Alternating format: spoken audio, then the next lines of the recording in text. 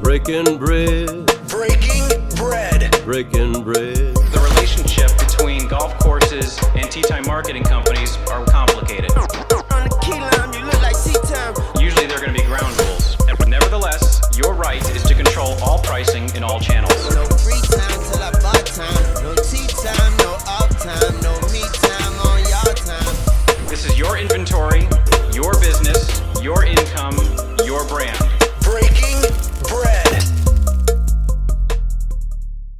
So we believe that the operator should have the right to say, you know, I want my tee times here, I want my tee times there. We believe that's something that is a right that should remain with the golf course operator, absent of any policy or company statements, beliefs, or opinions that, you know, a third party or software vendor might have themselves and say, hey, we won't work with X company, or we don't believe in sharing access to inventory with this company. So obviously, if that's one of our primary rights, it's the number one thing we listed on the Bill of Rights, the first bill. You know, what as software vendors do you think about that? So I kind of want to tee this up, Brian. I want to get your opinion on this. I agree. I mean, ultimately, I agree. You know, I think there's this illusion that T-Snap controls that, and we don't. You can have T-Snap in golf now. Now, I think specifically you're talking about integration, right? I can probably rattle off 100 vendors that EasyLinks and ChronoGolf don't integrate with as well. I happen to integrate with GolfNow. That's a business decision, but it doesn't mean that, I mean, we have clients, I have clients that are on GolfNow and T-Snap.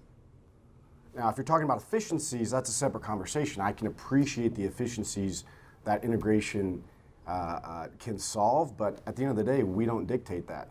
I'll also say, you know, the elephant in the room is, that's actually a really loaded question, because even if everybody here integrated everything, that is not a marketplace. So I don't agree with the question.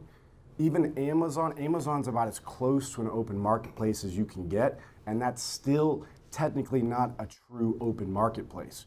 Because once you have enough scale, you can go direct, which gives you a competitive edge. It's not a level playing field.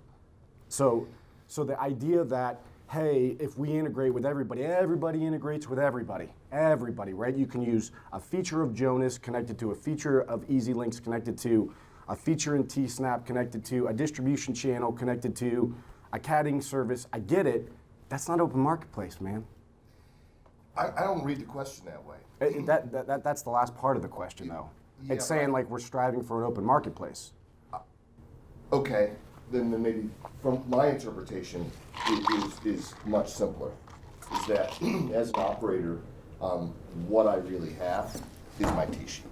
Agreed. That is what I own. That is all of my revenue. Private events, la la la. But the reality is, once you decide to spend, make up a number, $500,000 to open a golf course, you need to maximize that tee sheet. And I should have the ability and the right to decide what rate mix I want on my sheet. Mm-hmm. Okay. And so a part of that is going to be third party. But if I can't control where that goes, how it goes, the price it goes at. Now, I'm not saying it is that way. Right. There is some control, right. But I'm thinking just in a pure philosophical idea about who owns that inventory. Mm-hmm. I believe, and all the operators I know will say very simply, well, it's ours, it's mine.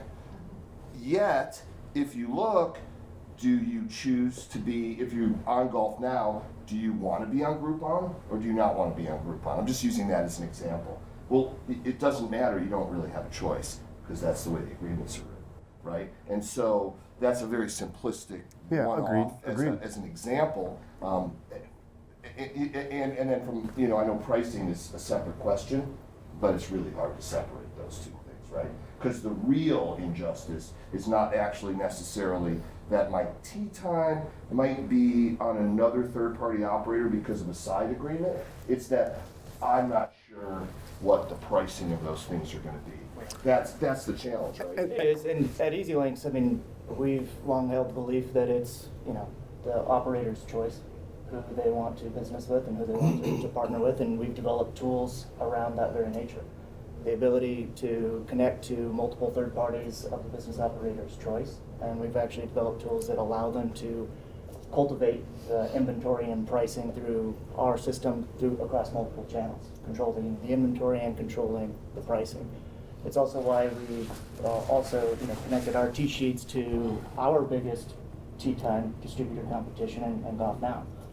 It's also why we allow courses that aren't using EasyLink's tee sheet to partner with TIOP for distribution. So we don't read necessarily that bill the same way that Brian does, and we believe ultimately it comes down to the operator's decision and choice on who they want to do business with. And I still think we're glossing over a simple fact of it's not like my clients don't understand what we have and what we don't have. There's choice, right? If you're my business is solely predicated on Golf Now, I'm probably not a great fit for you. And the idea, American Golf is not a client of T-Snap, and maybe distribution's the issue. Okay. You know what I mean? I haven't run out of customers that don't find value in distribution. And maybe there will be a day when I run out, and maybe that'll be a hard conversation. I'll also say that, I think the real elephant in the room, the company, one of the companies that is not here, Golf Now, the reality is, if I'm running Golf Now, I'm trying to get in bed with everybody. Seriously, right? I'm trying to get every integration possible because I got Comcast dollars, right, behind Golf Channel, right, scream and go play golf, which is fantastic. I can't compete with that. Quite frankly, I don't think any of the vendors in this room can ultimately truly compete with that, right? My point on this, because what's really important is once that channel becomes so big, and I get that maybe it's flat to declining, I'm not sure, right? But if that becomes so big, we're all out of jobs. They're gonna bury us. And the idea that I can't have a standalone company that has merit and revenue and a product that's not solely reliant on somebody else's business. But see, I think that's the challenge for all the operators. For me, with all due respect, I go, yeah, but I'm the one who has to take care of the course, deal with minimum wage, deal with water costs, deal with everything that operators have to deal with. I have to execute. My team has to execute the experience. We have to take care. So the reality is,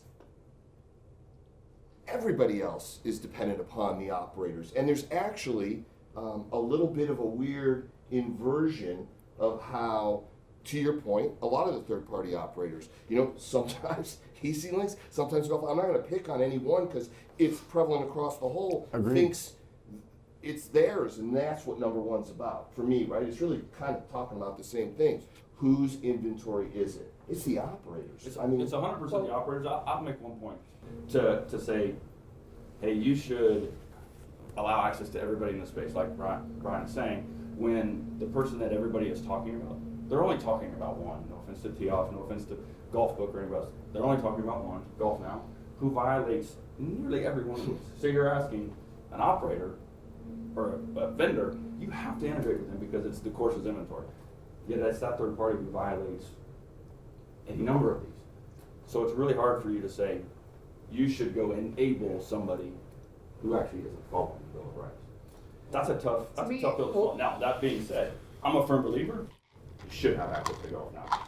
We shouldn't tell you how to run. I've literally had consumers coming in and saying, if you're not on Golf Now, I'm not going to golf here because I love the app, I love using it, and so the consumers are also driving it as well. So if And they did in the hotel industry too, right? The hotel industry fought like crazy. Hotels.com, everything else, Hotwire, you name it, go on and on and on. And what's happening now? It's all being unwound. Everyone's going direct now. Everyone's getting off. Everyone, right? I mean, people are getting off the global distribution channels. 100%. I mean, the reason that was able to be achieved is because we're not even talking about any, antitrust.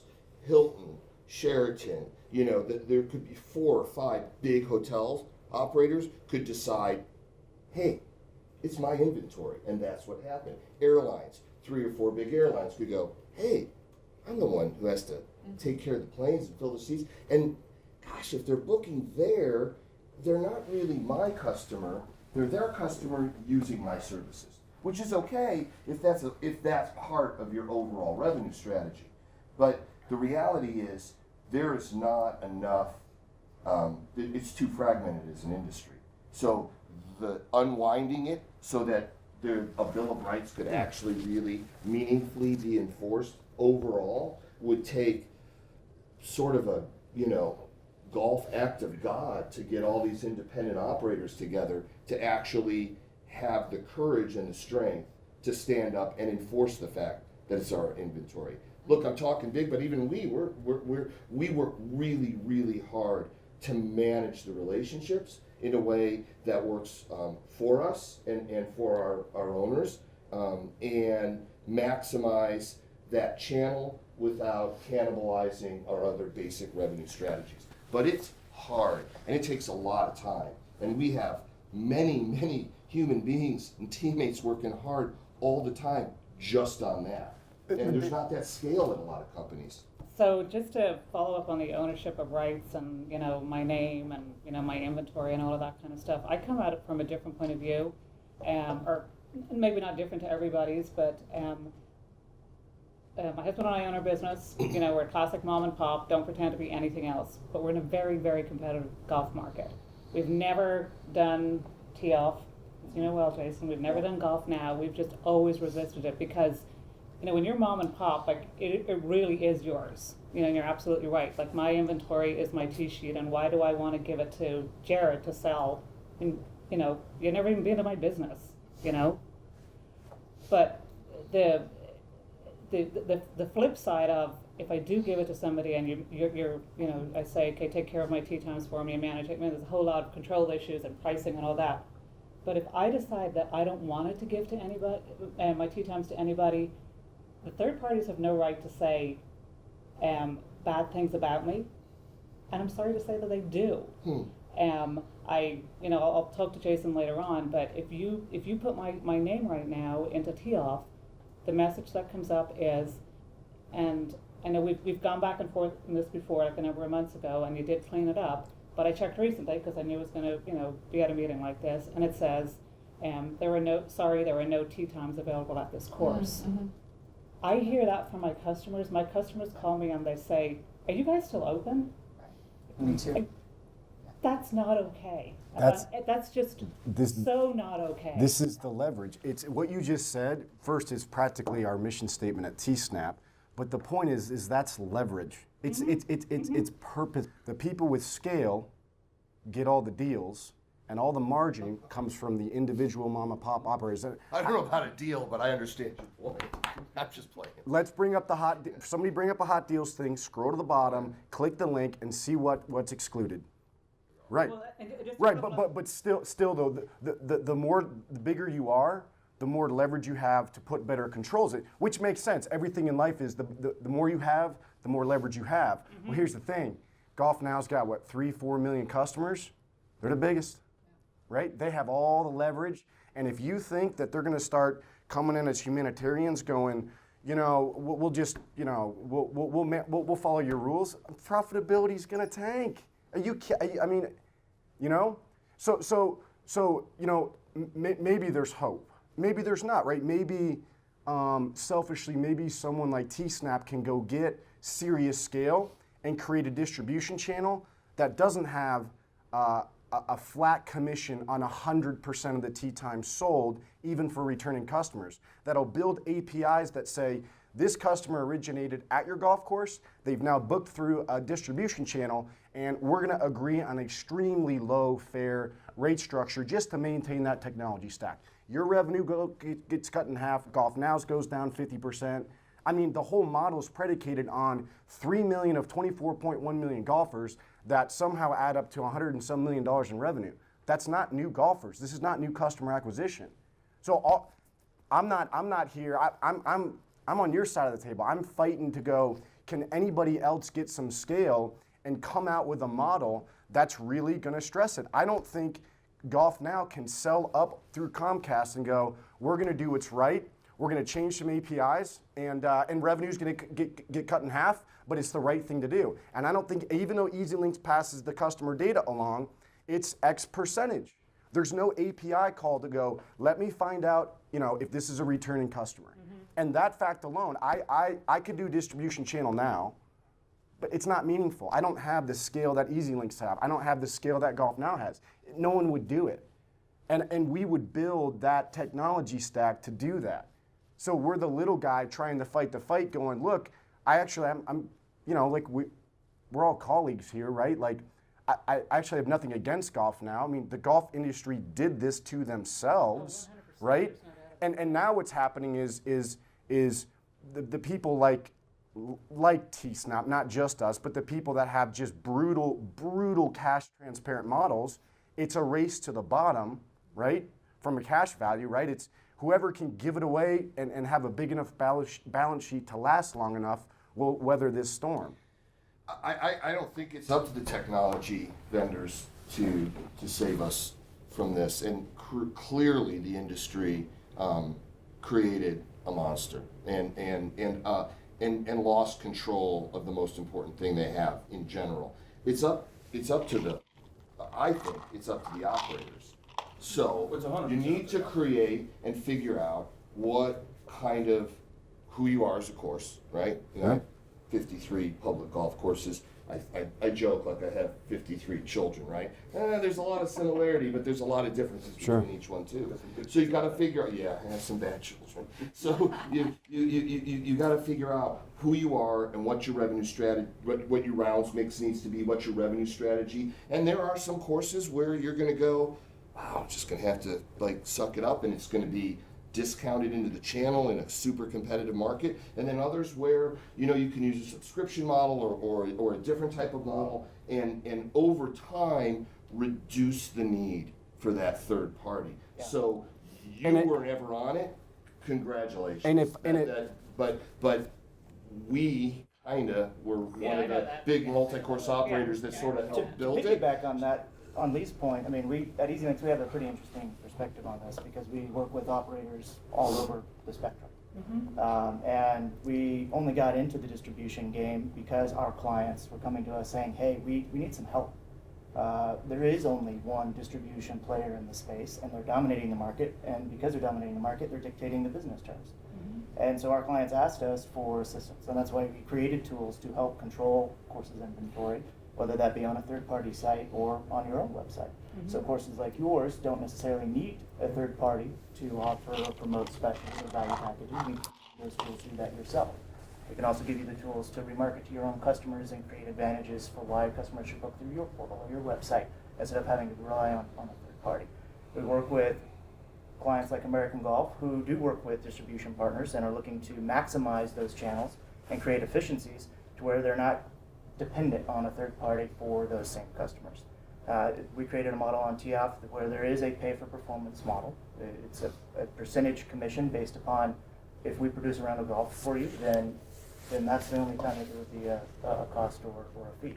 There's also 100% data share feedback from any round booked on TIOF to the course owner or operator to use marketing tools either that we provide or that the course uses to remarket to those customers and use our distribution channel as an acquisition strategy to find new customers. And we work with clients, again, all over the spectrum who are looking to either maximize their efficiencies or to reduce their dependency on third parties or to eliminate them altogether.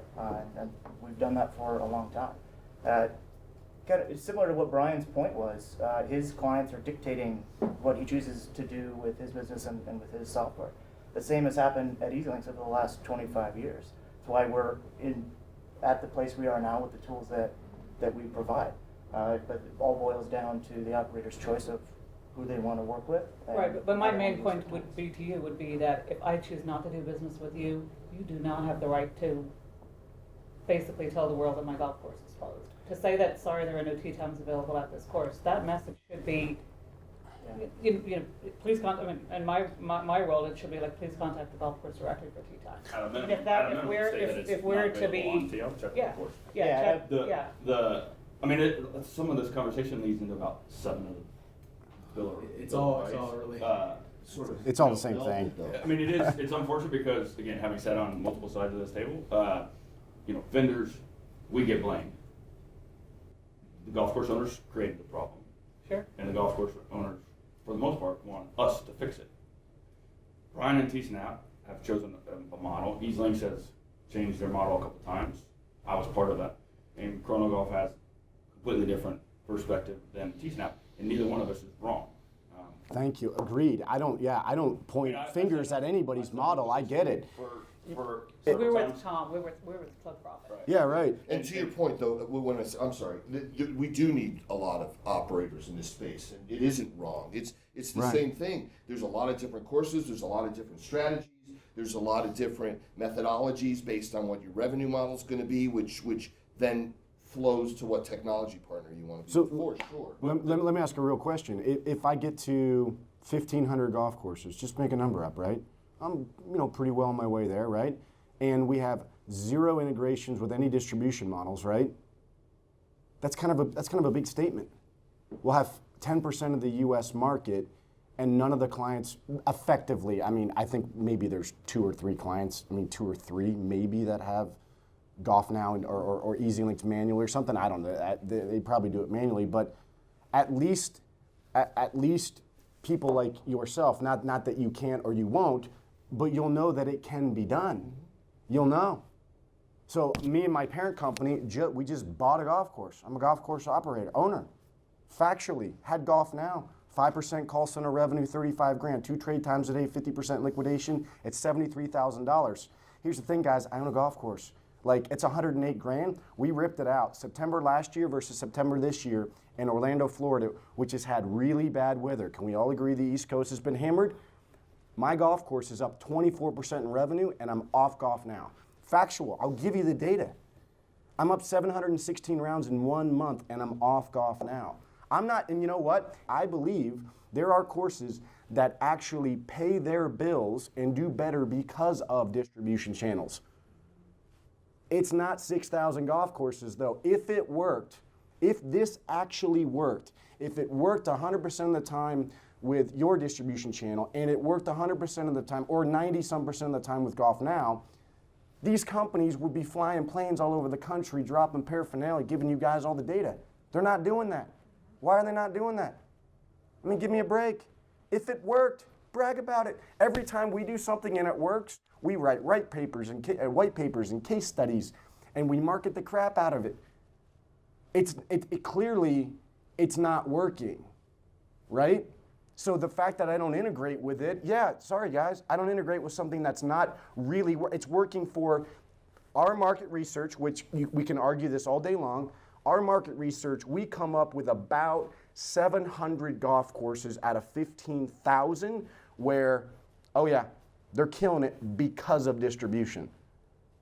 So that's 5% of the U.S. market. Without it, It's 5% of the U.S. market. I am deeply affected without using a distribution channel. Agreed. Because You're I'm one of the friends 700. of the Twin Cities. Yeah.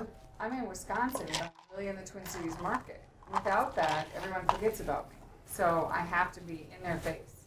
It's just, will it be that way forever? And that goes into the whole contract, right? The agreements, right? And getting out of an agreement.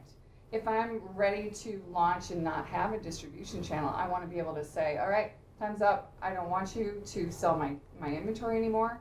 But then, but wait, you have a renewal contract, and all of a sudden you're in there for 2 years. To be honest, because I was a client. I know. And so I had to stop being a client because I saw a decrease in my revenue. Yep. So, and I have to get away from, the discount markets and all of that, but it's a slow progression because when I took over this course, everyone was like, I live 10 miles from you, but I had no idea you were here.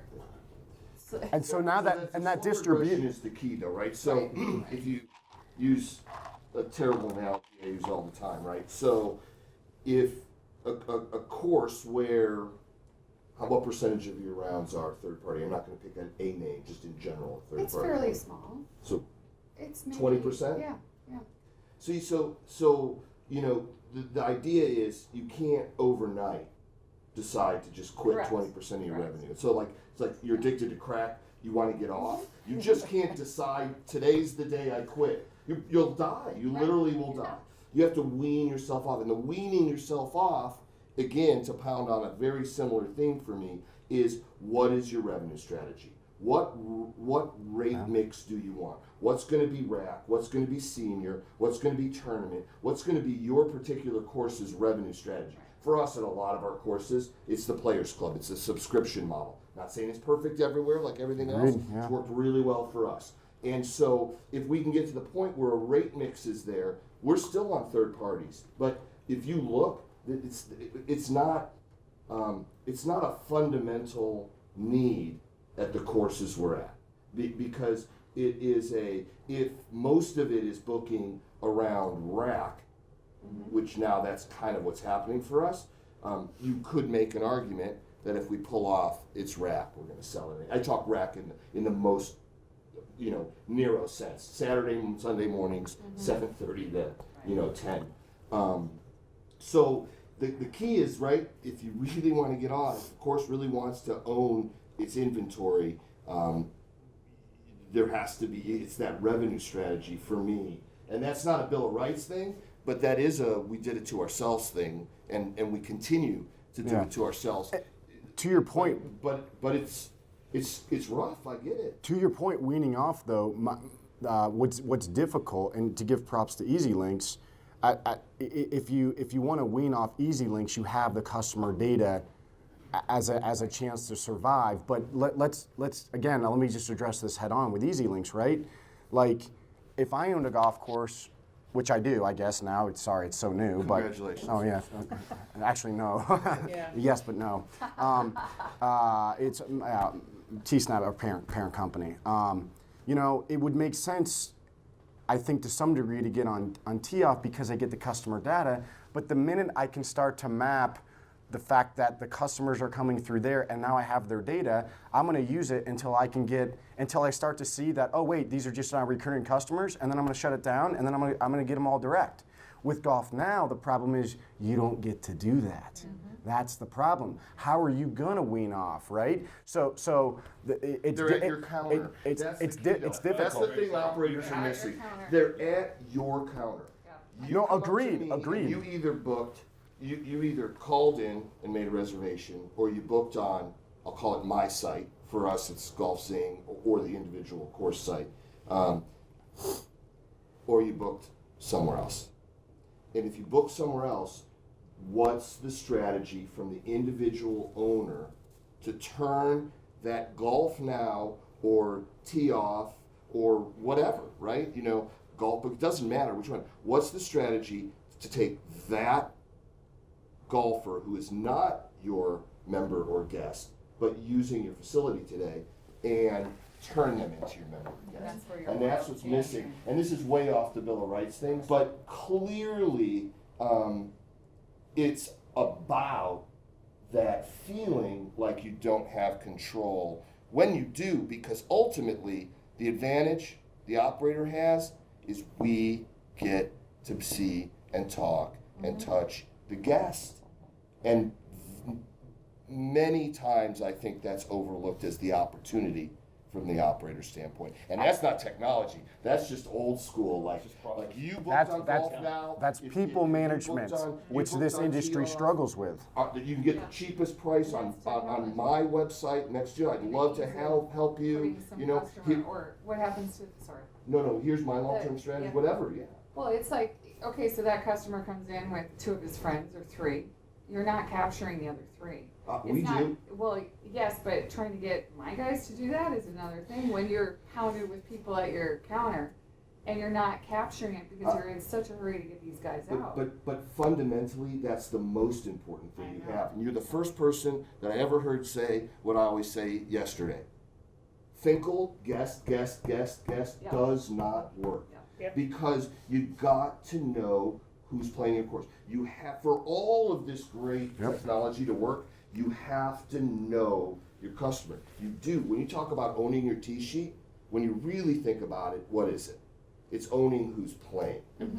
That tee sheet needs to be a flight manifest of what happened that day. And it's hard. But I would argue that you can't afford not to do it anymore. So bring 3 people in to check people in on Saturday morning and get everybody checked in. It actually ends up being faster later because everybody has a profile that you can search on. Yeah. Yeah, and then all the tools that all of the tech vendors have built work really But you have to quick. know your guests. I know. I'll say not all the technology providers have that. I mean, one of the things that you could turn this question around and turn it away from third parties, not to blame T-Off and not to blame Golf Now, not blaming them, is make sure you find a technology partner that when some people get 10% of the rounds online or some people get 70% of the rounds online. Ideally, it would be everybody getting 70% of the rounds online.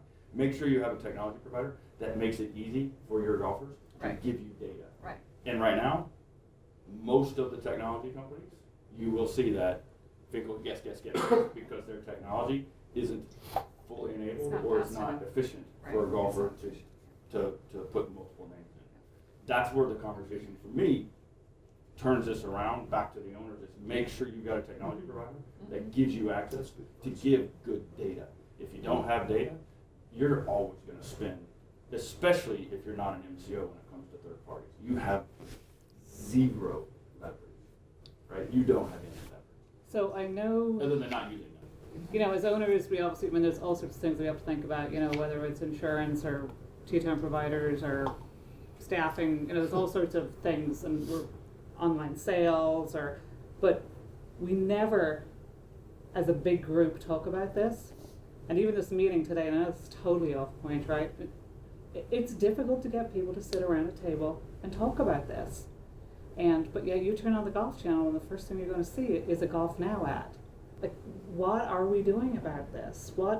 How do we get owners to understand that are hurting us? I'll add something here. To me, this is a good first step. If nothing else, this week was a good first step because a number of people at this table, there's 8, 2, 7. The other night there was 21 of us. So 28 people saw, if nothing else, 2 people who were very passionate, sometimes on the same side of the table, sometimes on the opposite side of the table. If this can get shown, people can at least see that there's passion. There is answers, there is education available. Yeah.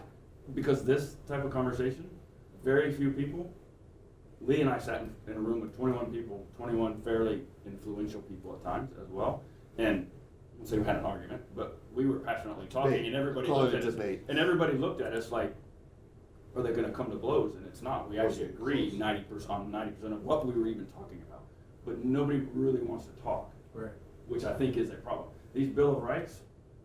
To answer your question, though, directly, from my opinion, it goes right back to the fact about how fragmented we are, right? As owners, absolutely. I mean, I live in a like, market what are you that- going to do? And yeah. it's like, we're, in a lot of places, we're not even good at being frenemies, right? I mean, it's like, and it's clearly in everybody's best interest. There's this, I don't remember, I saw a lot yesterday, somebody did a tug of war. There's this tug of war, all we're doing is stealing rounds from each other in a race to the bottom. That's got to stop, right? We got to learn to compete professionally like everybody else does on not necessarily price but value, right? You might have a better layout than another golf course, so the market says if everything else is equal, it's $5 difference. All right, then be $5 cheaper. Don't be $15 cheaper, right? And then, you absolutely the as an industry, the fragmentation is why it's easy for companies. I'm not saying anybody in this room to take advantage of the fact that they don't have to negotiate to get 5,000 golf courses. They don't have to negotiate with 3 companies.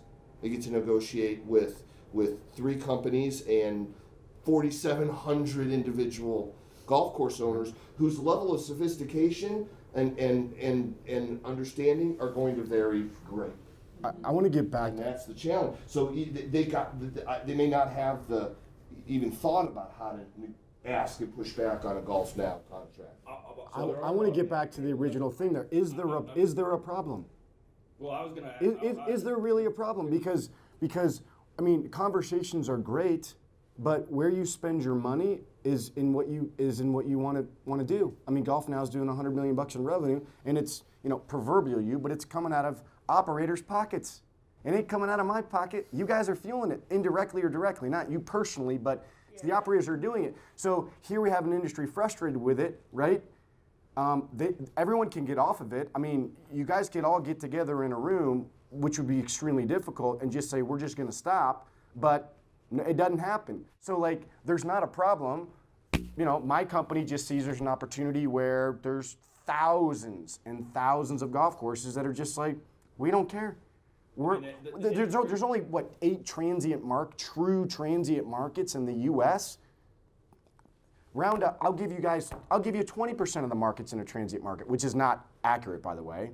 That leaves 12,000 golf courses where it's like, you're in Fresno, you're in Temecula, the local people around the golf course play the golf course, guys. Like that's the deal. And you're in a tough market. I get that. You're the exception. No big deal. And that's why those channels thrive, and that's why you thrive because of it. What about the other 12,000 golf courses? I actually think it's more like 14,000, but let's just say 12. What about those?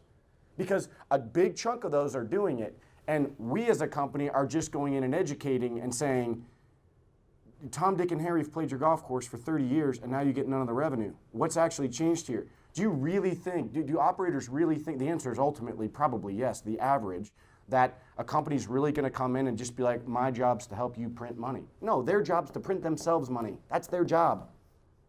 I mean, are you kidding me? The minute you start outsourcing stuff, you're just saying, I want to be absentee. I want out of the weeds. And because of that, that's why the costs are high. To be sympathetic towards trade times and commission, I can be sympathetic to it because as a vendor, we don't do either, but as a vendor, to actually give hardware, software, installation, right, all the technology, and then after that, to then have to go market and spend millions of marketing dollars to earn revenue for a product that you're already consuming, I get it. That's why the average golf course, you know, the trade deal's not, you know, $3,500. That's why operators pay $100,000 of their tee sheet. The notion that trade is free is probably the worst notion. Early on, I think that was a feeling, and particularly, you know, for individual golf course operators, you know, in maybe highly seasonal markets where weather is bad, cash flow is very tough.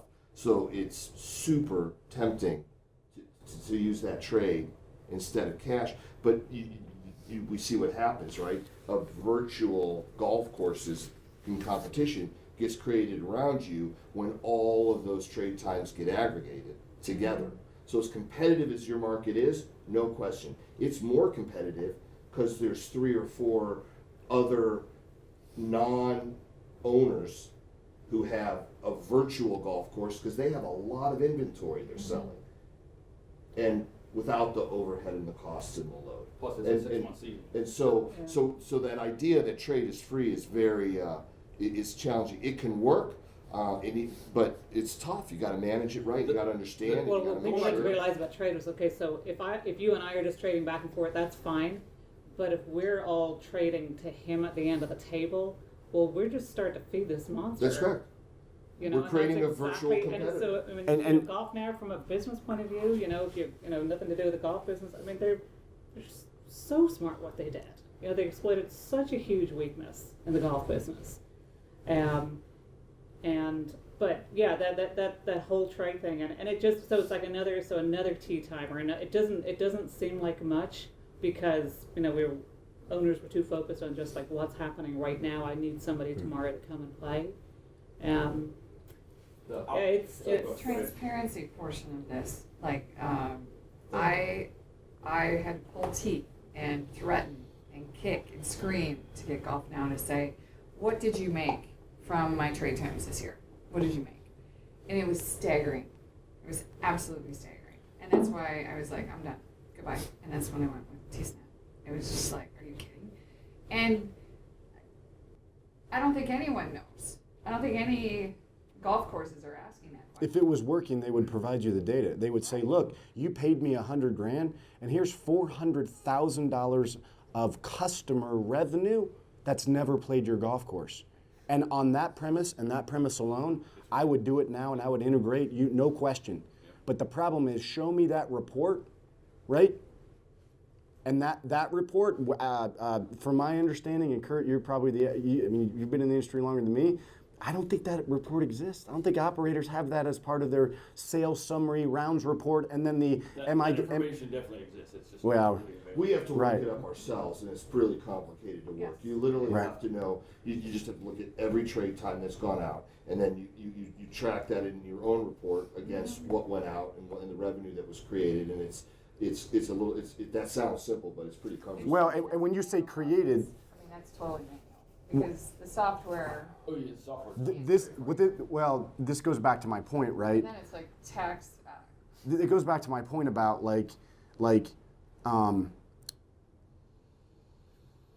I don't think that there is a problem of paying 100% of the value of a customer for new customer acquisition costs.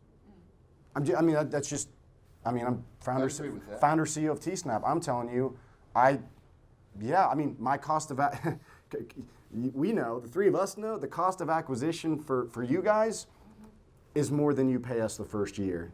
It's a lifetime value play. Nobody's killing it on year one. A lot of us aren't killing it on year two. I'm being real. I mean, that's the nature of the beast. So I don't think there's anything wrong with that. The question is, and the complexity that you're talking about is, okay, I just saw that I liquidated a trade time. Now I have to go try to somehow see that masked email address, try to figure out, okay, Steve Smith, at number at golfnow.com. It's like, okay, when that guy comes to the counter, I got to look up and go, oh, I know Steve. It's that Steve. And then it's like, whoa, that's actually not new customer acquisition, and I just paid 100% of that for someone that's not a new customer. And there's the rub. That's the rub. It's not really trade. It's not really trade, right? Trade is not the problem. Because I would argue that a flat commission, 15, 10, 5, it doesn't matter, a flat commission for someone that comes through a channel that's not your customer, I think 15% is a smoking deal, by the way. To your credit, it's a smoking deal. But here's the thing. It's already my customer. The minute that customer keeps coming back to that channel, man, it ain't worth 15%. But so the first time, and this goes back to I'm totally pontificating here, but it's like to some degree, I'd like to think, and maybe it's self-fulfilling here, but I kind of think that the operators here, you kind of want me to get a couple thousand courses to create a distribution channel that says, look, if I can actually help you with a new customer, I'm not saying, I don't know that I do trade, but hey, guess what? This is truly a brand new customer. They're not in your customer database. They haven't played golf.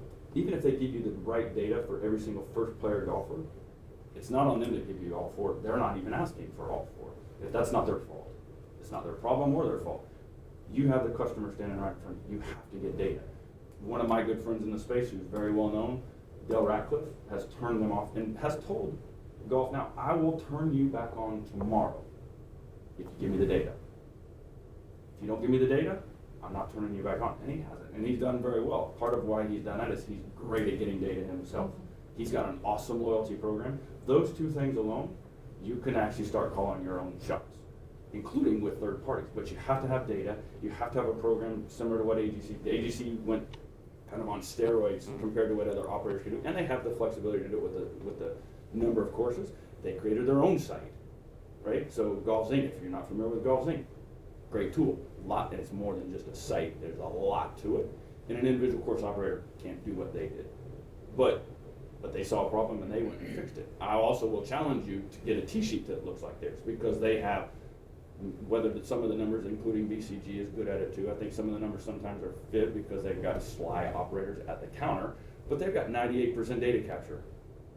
90% of you go look at their tee sheets and there's names everywhere. If I go look at your tee sheets, I'm guessing if you have 160 players, you're lucky if you have 50 to 60 names on your tee sheet. We're in the high 70s, but 20% of our rounds are tournaments that we don't get every tournament player in a shotgun. Just take tournaments out. So you take tournaments out, then we we approach that, and it's hard, but you have to do it. But the reality is the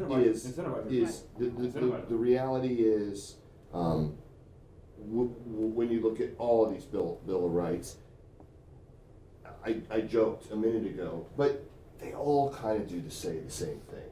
That it's our T-sheet, it's our decision on pricing, it's our decision on the channel and where it's going to be, it's our decision on who that golf course is, and so how it's going to be marketed and where it's going to be marketed. And I mean, it's really well written and well done, but I think that I would call that document, as an operator, it's mine.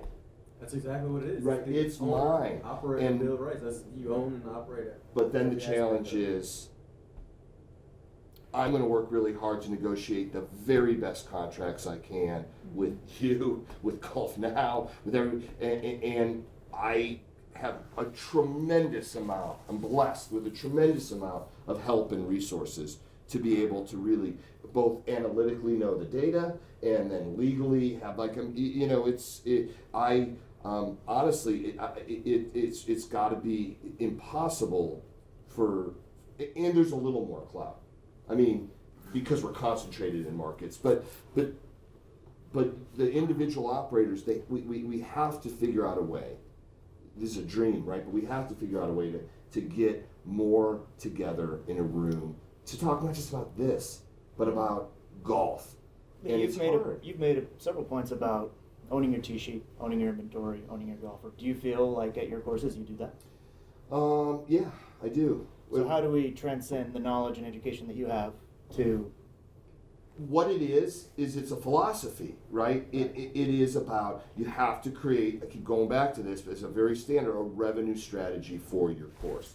And the reason Dale's off is because he has a loyalty program, and that was his revenue strategy, and he stayed with it, and he sticks with it. And he sticks with it, and it works. And so I've never seen his tee sheet, but I can tell you, I can come pretty close. 20% is rack, 40% is his loyalty program, 20% is tournaments. And that's where we're at with our Players Club. That's our loyalty program. But there's a loyalty program, and there's rack.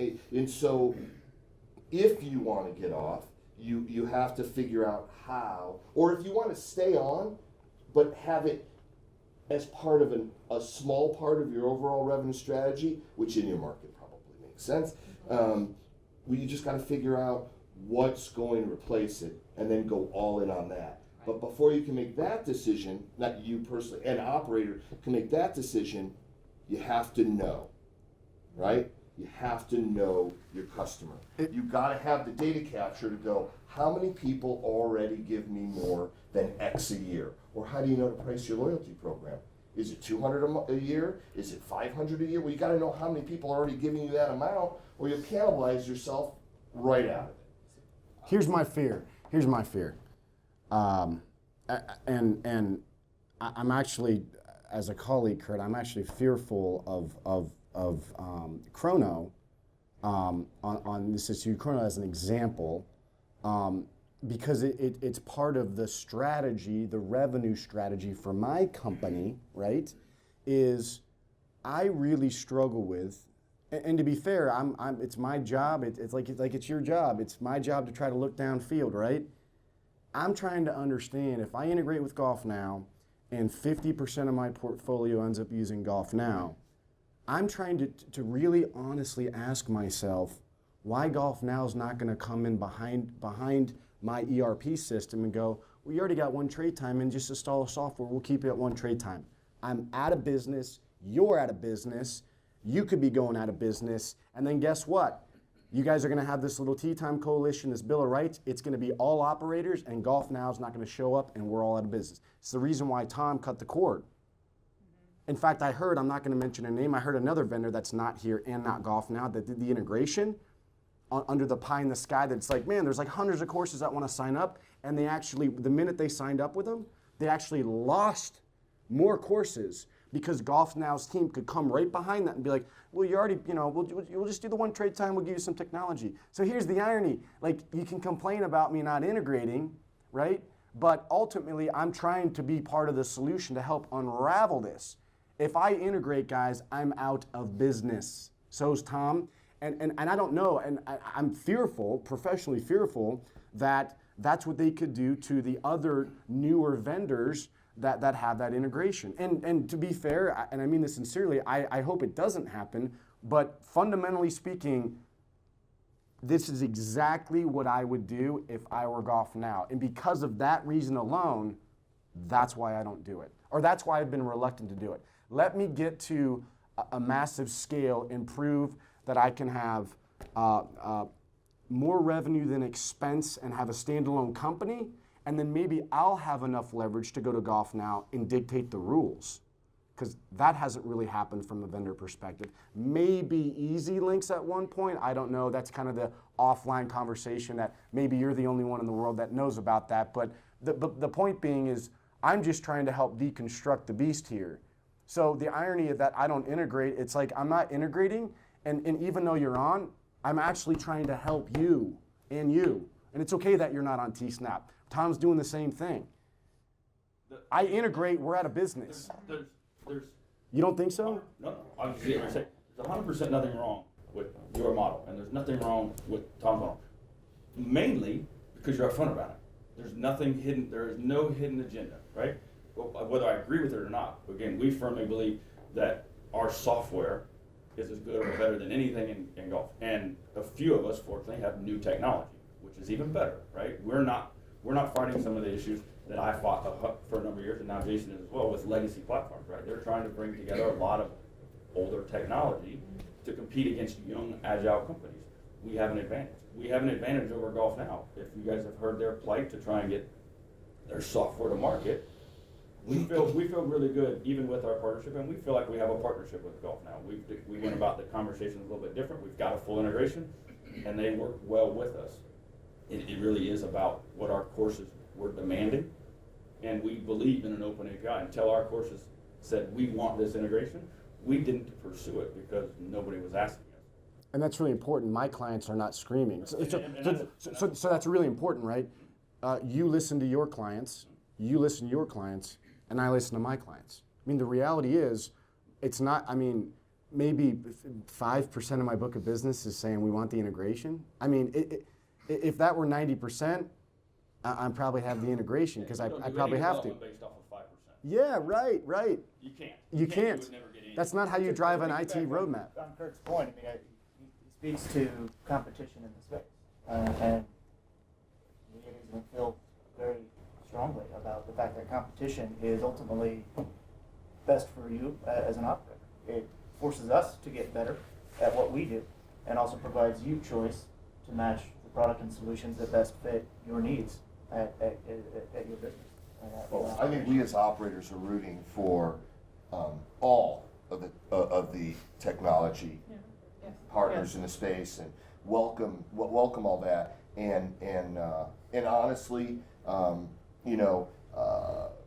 having a few more players in the third party market, I think will be helpful, because at least there's some attempt to balance out that.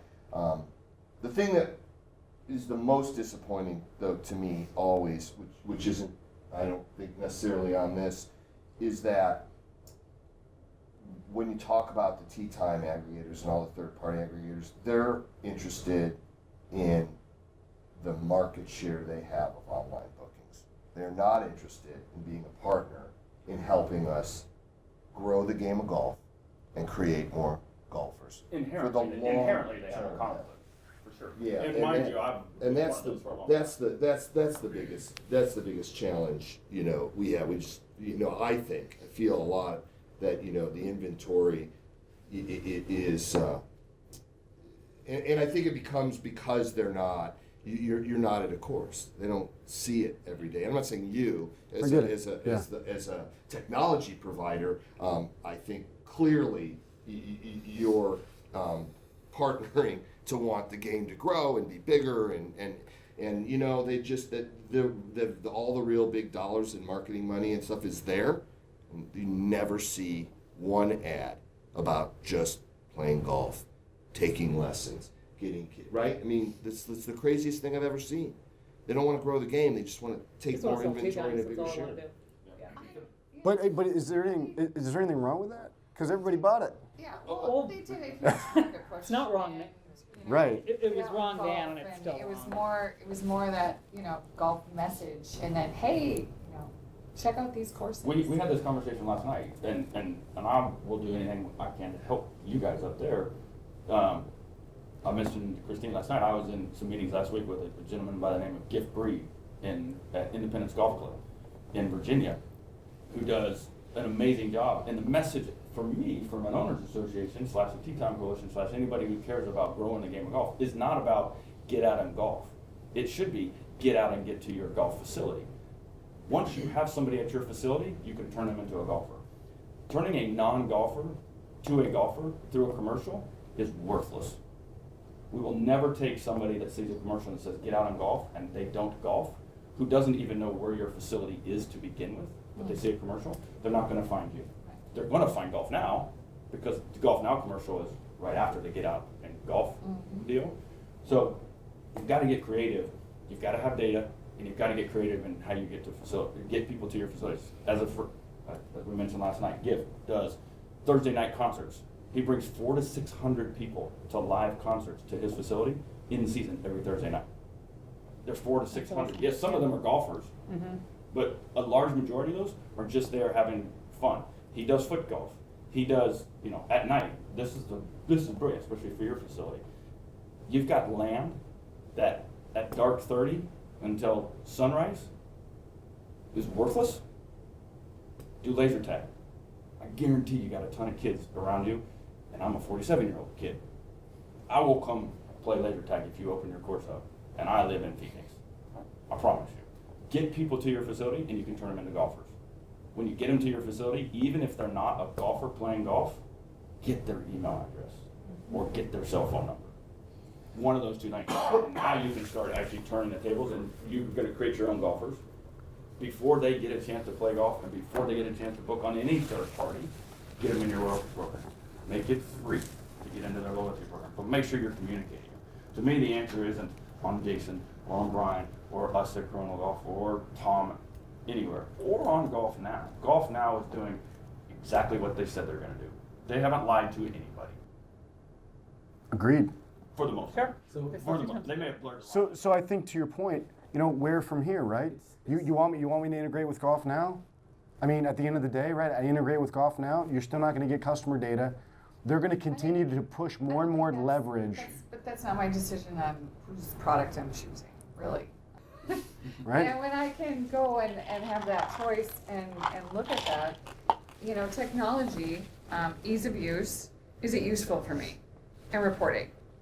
Reporting to me is the key to everything, right? And bad input. You don't And it's have gotta all be- the names, you don't have all your people. And it's got to be really cheap too. I mean, I'm in the ERP on the other side, so I know how much money it costs to do R&D and all the There has to be development. return on investment. There's Yeah, evaluation. yeah. And so if you want it really cheap, then you're gonna get a cheap product. Subscription based is right, you know, that's the latest and greatest because it's a low price, but you're getting that.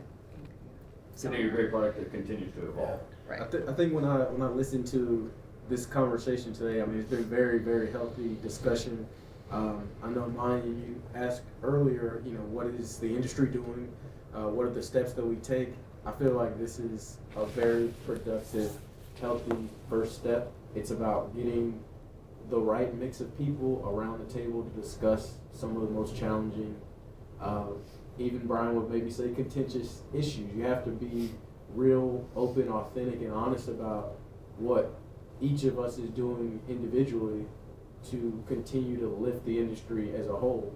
And so I think this is a good productive step one. There's some groups of people that are not in this room that I hope the next time that they are in this room and they are a part of the discussion going forward.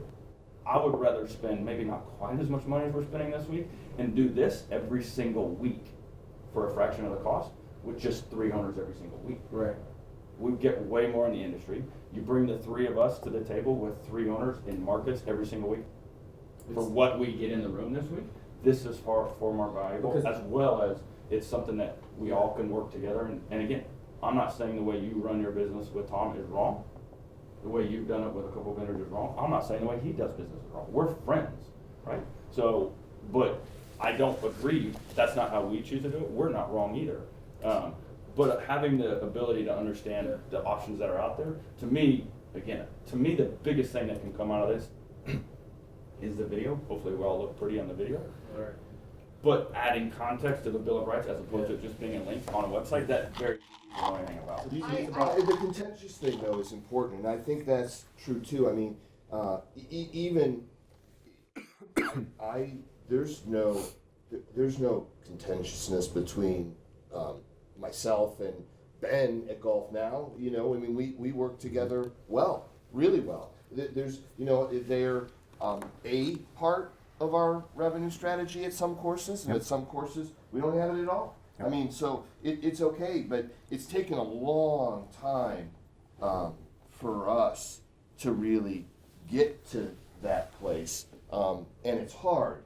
And I think it's easy to blame and I'll just say it. It's easy to blame Golf Now. It's easy to be frustrated with Golf Now. It's easy to do that and say, that's why my course is losing money. Well, it may be, so then do something different, right? It still comes back to me in my head, it still comes back to the operator's responsibility to figure out what they're going to do with their course. And that just so happens to there's be, no anger that's what we do for a living. That's all. We don't, the idea that we sell software is, it's really cute, but I have to educate, it's an education. It's education. Technology part. It's education. The value that Kurt's talking to about something like this is just, you guys would education. Pay anything to be in a room where you can listen to the concerns of the operator. And as I've heard throughout the discussion, and even we walk through the Bill of Rights, it all goes back to data and reporting. I mean, obviously Tom might have his own independent business reasons for operating the way he does, but you've said, you know, hey, I would even work with certain companies, but they're not going to give me data. You know, different people have talked about how difficult it is to capture data. Even if you're going to bring someone to your facility in a non-traditional way and get them to your facility and try to turn them into a golfer, it's about data capture, right? It's about having software that is capable to give you data and reporting in the way that you want it. I mean, it's 2018, and we're going to continue having this discussion as long as data capture is manual to get it in the way that you need to do it. Obviously, some high-level management companies, they've got the manpower and the ability and the acumen to do it. So that's going to continue to be an issue. And then also having that full transparency of the data. I mean, who gets that? Not even some of the management companies with the leverage that you alluded to earlier. Even for them, it's a manual process. They've got to crunch numbers and try to figure it out. I mean, until these tee time vendors or third-party aggregators, whatever you want to say, until they sit at the table like this, listen to the owners and operators say, in the grand scheme of things, in order for us to truly lift the industry, there's nothing to hide. Here's what you sold in trade this year, here's the rate it sold at, and now you're able to go into these discussions and look at it and say, it's been profitable, it hasn't been profitable. That's it. It's not, there's nothing, there's no ball. That goes back to my point though. One of the T10 distributors is at the table. Yeah, just to clarify though, right, the reason why they've gotten big is because of the lack of transparency. I mean, you got to call a spade, right? I mean, again, right, if it worked the vast majority of time, no different than the tools that you guys build that work, you brag about them. The tools you guys that build that work, you brag about them. The tools that we build work, we brag about them. They've got a tool. They shout at the golfers to go use the tool, but if it really worked for the operators, where's the white paper? Where are the case studies? Show me in Fresno, California that, you know, XYZ golf course is just killing it. They're just killing it because of Golf Now. I mean, all the people flying in on private jets into Fresno, California, man, they're just, I mean, it's unbelievable, right? I mean, if you can't answer that, right, you got to ask hard questions. When it comes to the Bill of Rights in this discussion and from an owner's and operator standpoint, and we may echo this, I don't think that the problem isn't Golf Now. The problem isn't EasyLinks or TR. The owners need to make sure they understand what they're getting into. And to me, if you're going to look at the Bill of Rights, the key things to look into, do you have a flexible contract? Right. Will they give you a flexible contract? Do they demand 1, 2, 3, 5 years? Do they give you flexibility with pricing? Those, to me, are the real guts of the Bill of Rights.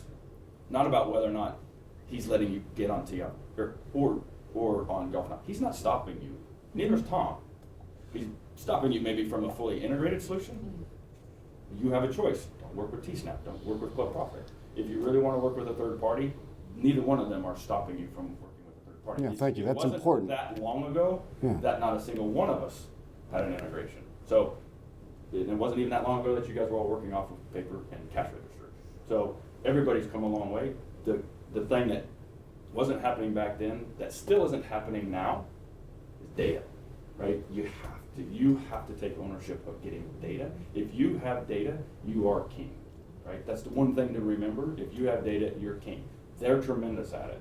There's a couple MCOs that are tremendous at it. There's a couple MCOs, even a lot of them maybe even MCOs, that aren't even good at that. But there's a few MCOs that understand data is king. But when you look at the Bill of Rights, to me, this has nothing to do with golf now. Again, they're a good partner of ours. We all have friends in that company. And many of them, and I will say most of them, have not a malicious intent in them. They're very good people. And the product works if you know how to manage it yourself. When you look at the Bill of Rights, make sure you get flexible contracts. Make sure you get the ability, if something's not working, that you can get out. And it doesn't cost you an arm and a leg. Somebody doesn't force you to stay for 3 years, for 5 years, whatever. Make sure you're looking at those type of things, whether you're working with a Chronogolf or any of the third parties. This isn't just about third parties, it's about vendors. I appreciate the revenues that trade time creates, because when you drop a fair, transparent cash bill on the table, operators look at you like, I'm never going to pay that. And you're like, right, we'd rather pay $110,000 in trade. I totally get it. You won't pay me $8,000, but you're happy paying 30, 50, 100 grand in trade. And you know, Kurt and I particularly know, and I'm sure you do too, it's just cash is really tough. Everybody wants to pay cash, and they want to know what they pay, but they don't really want to pay for it. So the funny thing is, while I agree with the flexibility, you're kind of saying, I kind of want to have my cake and eat it too. Like, I want you to go spend millions, tens of millions of dollars, and I want you to come do all this heavy lifting. I don't really want to pay you, and if I don't like you at all, I'll just leave you. Well, that's the problem with That's reality, right? The person who does that best right now, in my opinion, is probably Club Profit. Well, not from a I mean, technology from perspective. From point of view, it's probably if I'm them. just trading with you, it's really hard for me to have an argument with you. If I've paid you money, I feel like I'm in a much stronger position. And I don't, especially if I've traded and I'm not really sure how much money you've made, and you know, I'm not really sure like what's at my end. But if I've actually like, you know, paid you every month for something, I think it's a lot easier to have it. When trade comes into the it's an interesting conversation. Jason and I go way back, and I have signed as much, if not more than anybody at Easy Links. And I can tell you, I've been screamed at for years, and they still are, guaranteed, that trade is the devil. And then you say, awesome, I have a cash price. Well, I don't want to pay cash. I just want to tell you how bad trade is. That's a really unfair space that we're in right now. And they're that's my point. So I then bring that back to the same thing as I everything agree. else. It's trade is indifferent. Agreed. Whether you manage it correctly or not. So whether it has a positive impact to you relative what you would pay in cash versus the trade, and whether you manage that trade correctly to make sure if it's supposed to be, I'm making it up, 10:30, that it's 10:30, and that not on, and that the makeup time for Tuesday doesn't end up Saturday at 9:45, which will happen if you don't manage your trade. I'm not saying you that. I'm just saying it just happens. And so if you manage it, can it be better than the cash price? The answer is, for some courses, yes, and for some courses, no. But so I don't think trade, I think the way many individual golf course operators manage their trade makes it a really, really bad deal for them. I think that's the truth. don't manage it. Don't manage it. You look at a tee sheet. I get asked favors, and I look at tee sheets, and I'll be like, "You have 5 trade times on Saturday." And you might as well just give them equity in your golf course. That's what you're doing. I'm like, what do you? They own a percentage of your business. Well, I get this for that, and I get this for that. I get that. I'm like, oh wow, that can't That like we got to fix that, and so that's not managed well, right? Yeah. But so I think it's easy to just say things are good or bad, but it's how you manage. I think.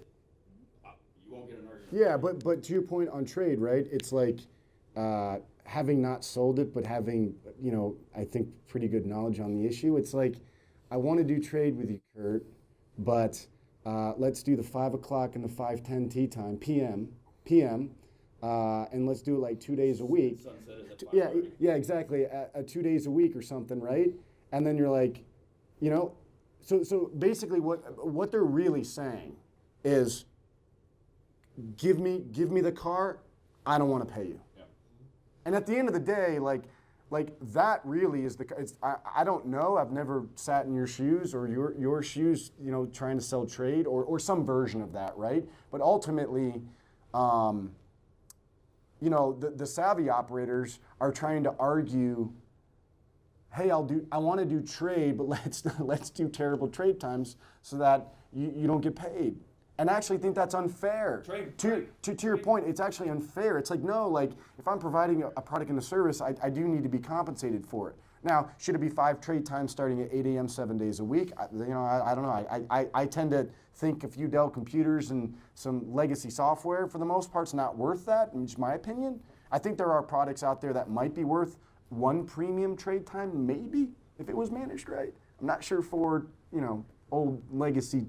I'm not sure that's the value prop. Trying to manage all of that when you're like on the ground as an operator owner. I mean, that takes so much time, and It does, especially which is I mean, crazy. everybody has. It should take a lot of time, or can take a lot of time.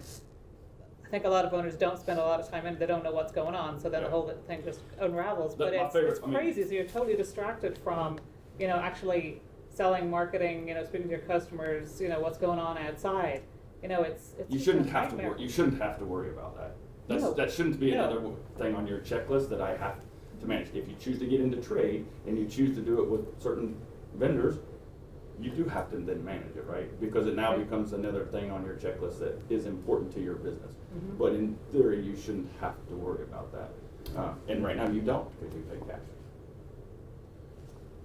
From a trade perspective, at EasyLinks, trade is just a payment option, right? Sure. We have cash pricing, we have trade pricing, we have commission pricing, and it's ultimately up to the operator what products and services will help benefit their business. And if they want to pay with a trade model or a hybrid trade model where it's some trade, some cash, there's an evaluation process that happens where we look at how can we monetize the trade you're providing, and we define specific terms around those trade with our operators to provide the value that the products and services bring to the table. There isn't just it's 1 trade time for X, it's 2 trade times for B. It's an actual individualized evaluation process that happens where, to Brian and Kurt's point that they made earlier, there is a very significant upfront capital investment that EasyLinks or other providers, technology providers are taking to bring the products and goods to the table. And the goal is that we can create an equitable model for both parties. Is that those that, at least at EasyLinks, who are paying with some form of trade, want to continue paying with some form of trade because they've established an equitable model with us where there is a fair valuation between compensation provided and the value received for our products. It's when there's no real vested interest in the P&L, why is it more often than not paid for as a form of payment in trade? But I tell you what, when it's true mom and pop, it's oftentimes pay cash. Strange, huh? Strange. Well, somebody who owns courses, as American Golf, who owns courses and who leases courses, and who has management agreements, we look at when I said I have 53 courses, I have 53 courses, and they're all of those different. And I manage and treat those exactly the same. So the revenue strategies, again, a little different for every course. Based on should be different markets.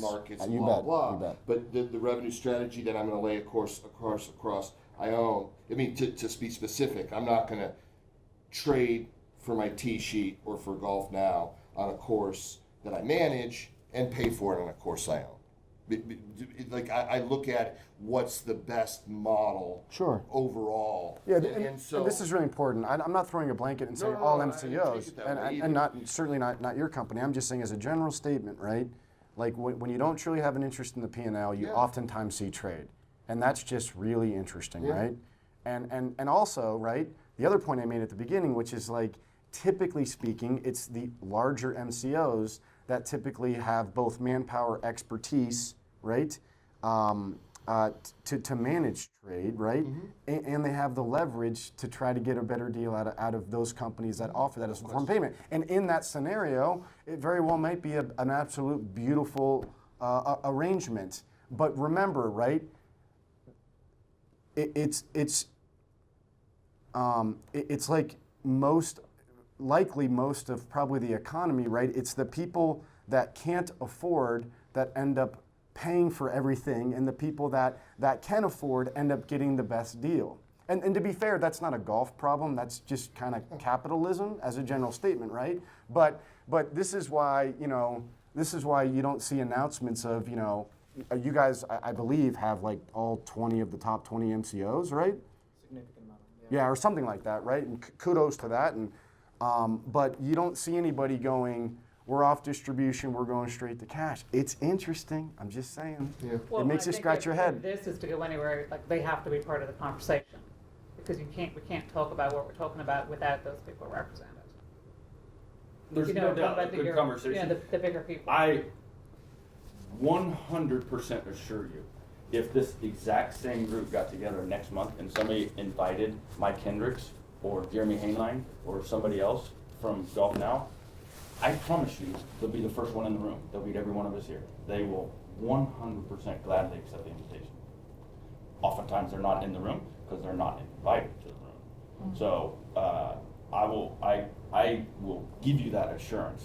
I don't work for them, but I assure you, if we want to have this conversation again with this exact same group and we want to add just one more person, I promise you Golf Now will sign up first to be that one Yeah, I person. can attest to that. Jeremy and Golf Now, anything that I invite them to like that, they show up, especially with the right amount of lead time. Yeah. So Well, Golf Now, but why not? also like bigger. I know you're really. No, but other, no, you I'm know, not- but you're very, I'm not you know, as certain that will happen. yeah. Well, see, that's to your point. They're the people that, if you really want to have a true conversation about this and make any progress or like throw any light on any of the problems that there are, you have to have those people as part of the conversation. yeah, We and have almost 4,000 clients that span the spectrum, right? We have independent mom and pop owned golf courses. We have municipalities that we work with, and we work with some of the largest golf management companies, including Lee at American Golf. And honestly, when it comes down to payment terms, we're having the same conversations that Chrono and T-Snap are having with their prospects and with their clients in terms of payment options, right? And it's actually the same conversation that I'm having with Lee. It's the same conversation I'm having with any owner or operator in terms of what products and services are you looking for? Here are the payment options, payment terms, and coming up with a fair market value. The industry ought to understand that world-class software, whether it's from T-Snap, whether it's from Chronogolf, whether it's from Forup, whether it's Easy Links, whatever. World-class software in other industries that do similar type stuff costs X. Why in golf does it cost X times 4? small business. You can read this online. Small business typically should spend between 4 and 6% on IT, all in. That's phone lines, everything. So you do $1 million, 40 to 60 grand. You're doing trade times, you're blowing through that right now. And this is not like a T-Snap thing. It's not a golf thing. It's just Well, like he's not talking if you about won't. just point of sale, Yeah, he's talking about your phone. on phone lines. I'm talking IT infrastructure. It's 4 to 6% for small business. Period. That's the math. You do $1 million, you got 40 to 60 grand. You start dropping in trade times as an example, or potentially sometimes even commissions, and you blow through that. And again, there are opportunities where that can make sense. I just think most of the time it doesn't. And for that reason, it's not like I'm signing up clients going, we have an integration, and they're like, you told me you had an integration. No, we didn't. We told you we don't. We're a specific type of car for a specific type of customer. But I think That's it. because I don't know that the industry. I mean, And I think the NGCOA and the Tea Time Coalition, as far as the Bill of Rights, if you want to talk about trading, you want to talk about pricing, you want to talk about all these things, you should understand what you can get world-class software for. And by the way, we have a trade model as well. It's different than maybe some of the others. We have a trade model because our customers ask for it. TSNAP has multiple payment options because the customers want multiple payment options. Right? You can pay cash, you can pay through credit card pricing. We do something similar. There's a myriad of options to pay for software. But you should understand what the cost of software should be. You're from another industry and have a huge background in other industries. Could you imagine somebody willingly paying I'm sitting here trying to $2,800 a think, month? what other industry does this? I mean, $2,800 a trade month like forever, this. or $2,000 a month forever. Well, subscription is SaaS the way to models, go, right? yeah. But what other industry is like this? But there are big dollars associated with golf.